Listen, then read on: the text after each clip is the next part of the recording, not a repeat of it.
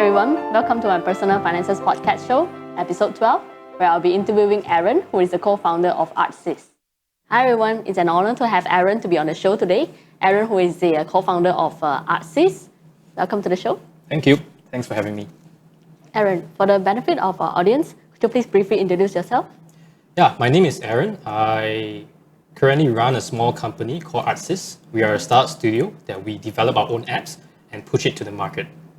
So my story, I was thinking a lot coming here, and I did a lot of things, but what I would summarize is that I'm the product of the community building activities here in Malaysia. So what I meant is that many years ago, when I was still in my third year in uni, I studied psychology, and something happened in my family. And so to cut the story short, I needed to really think about my future, right? Because I never thought of my future before. So as I was surveying around my classmates and asking lecturers, and I realized that, I think there's a stats, like 60 to 70% of the graduate from my program end up becoming a job, like a recruiter, right? So I was thinking, that doesn't seem like a very enticing prospect to have, especially my situation back then. So I'm beginning to seek answers, or at least thinking what to do. How do I do something drastic that can really change, because psychology, you can go anywhere, right? So I'm beginning to browse online, and there's a website called Quora.com, where at that time it was very popular. It's still new, but it's very popular in Silicon Valley, back in San Francisco. So I'm beginning to read a lot of questions, asking some questions, read answers of people who wrote there. So what's funny about that website is that you get the engineers from Google or the co-founder or $10 million startups writing answers personally there. So I'm beginning to read about all these things and starting to get myself educated about the startup culture. In Malaysia, not much, but what I discovered a few months later is that there's a lot of community events happening in Malaysia back then. I'm not sure if some of your audience would remember this. There's a place called Mind Valley, I think it is around here in Bangsa, where they have a space for a lot of organizers to do their community events there.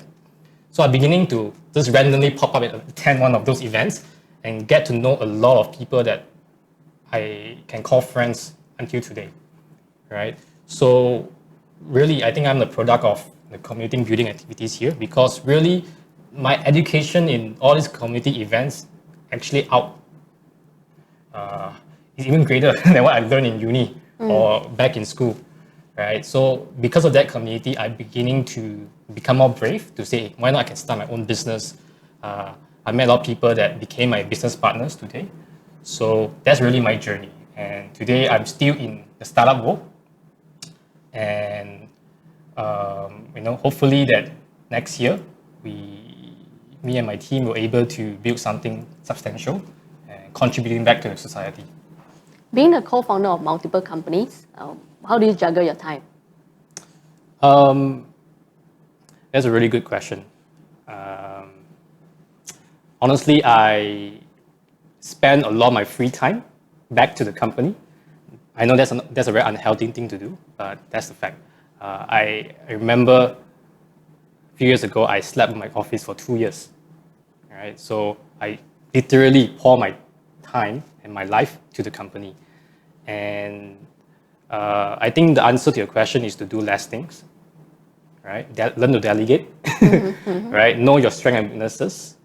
And sometimes me doing it myself is not necessarily the most effective way. I think that is something I learned the hard way. What was the biggest challenge of your journey in entrepreneurship? Yeah, the biggest challenge is really, for myself, transitioning between becoming a service provider to a company that build their own products. I think when you're first starting out, it's easy to sell your time, right? Easy to sell your hourly billings to clients, your expertise. But there'll be a point of life that you need to realize that you need to scale yourself. You cannot have a lot of people, a lot of your time is not scalable, right? So the best way is to build products, digital products to be precise, that they can do the work for you automatically. So I think so far until today, that is still my biggest challenge, because service provider, easy, right? But to build something of your own, it's hard. So in your opinion, what does it take to be a successful entrepreneur? Okay. After looking back, right, a lot of entrepreneurs, most of them do it for the money, right?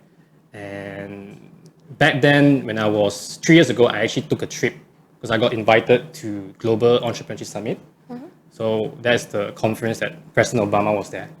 So when I was there, I learned something very critical, which is a lot of the entrepreneurs there, they really have the heart to change how society works, right? I feel the next 10 years, 20 years, the one that will be succeeding in entrepreneurship is the one that genuinely wants to help people, right? If, for example, clean water, there's not a lot of clean water in the world, but if you're able to solve that, you'll become a billionaire, right? You'll become super rich.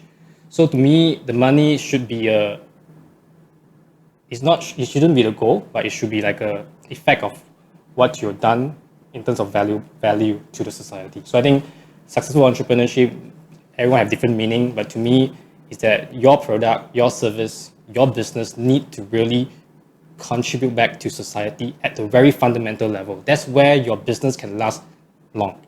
What advice would you share with the Malaysians who are inspired to venture into entrepreneurship? My advice is that chances are you read the news, you saw some business influencer, and you think that could be you, right? I think to get started, the easiest way is to really learn a skill. You can be a designer, you can be a photographer, you can be a digital marketer or writer. Learn that and try to find clients that will pay you to write that one article, clients that will pay you to manage that Facebook page. I think that is a very critical part of the journey, because if you do that, you're able to have the chance to master the craft, get real life experience, and most importantly, how to deal with clients, how to deal with people. So I think my advice is that learn a skill first. Don't start a business or just for the sake of it, right? Learn something, a skill that you can able to make money yourself, so that along the way, talk about risk management. If your business fail, you have the skills to back you up. Not a degree, I think. I think the skill is more important these days. How do you ensure your personal finances are not neglected while you're building wealth for your businesses? Okay, this is a very good question. I gotta be honest to you, the first few years in entrepreneurship, personal finance is non-existent. So whatever money I make, I pour it back to the company, right? Only a few years ago, when I got a financial project, that's where I get educated by force, actually. Like, okay, well, you need to know how to allocate your money to different assets, right? Different investment vehicles. You need to save more money. So to me, as entrepreneurs, I think a lot of you aspiring entrepreneurs will face in the future is that you guys make a decision to build a business, meaning you're probably those people that are willing to take a risk, and you always overestimate your ability to make back the money, right? Honestly, the world is quite tough. It's very easy for entrepreneurs to think, okay, then I just spend the money, I just invest everything so that then I can make back the money because I have the skill set, right? I have the sales to close deals. But honestly, it's very important for you to keep the money you make, because you have, especially you have people depending on you. Right? I think that is my lesson, is that my personal finance advice is that, sure, make as much money as you can, but always remember to do as much as keeping it, right? Don't lose it. Because I make this mistake before, make a lot of money, but I just lost it.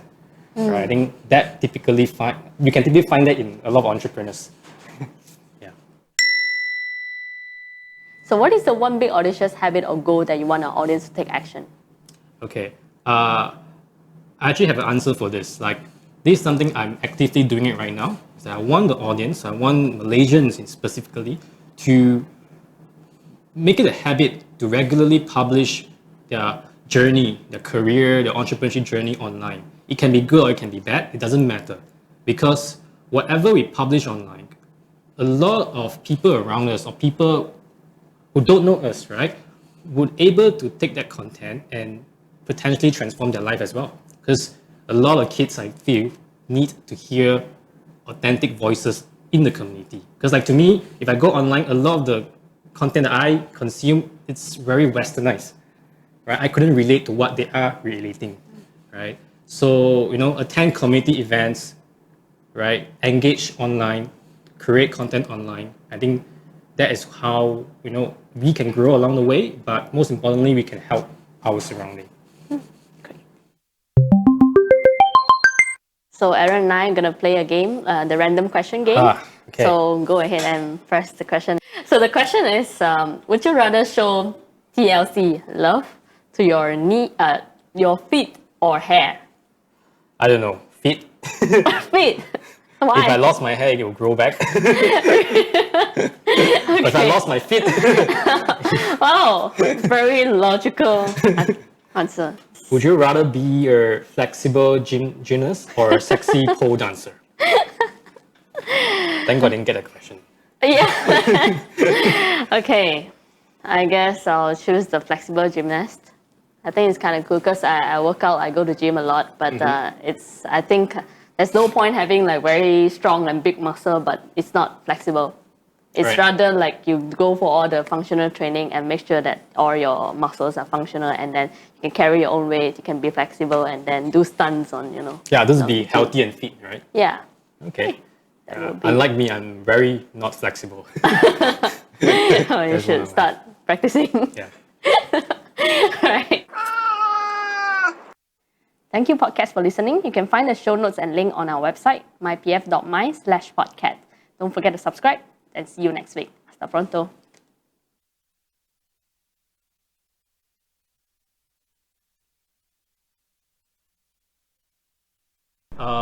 Since young, I watched a lot of WWF, that time it was called. So I remember that, yeah. Right? So I do a lot of stunts in the swimming pool with my best friend.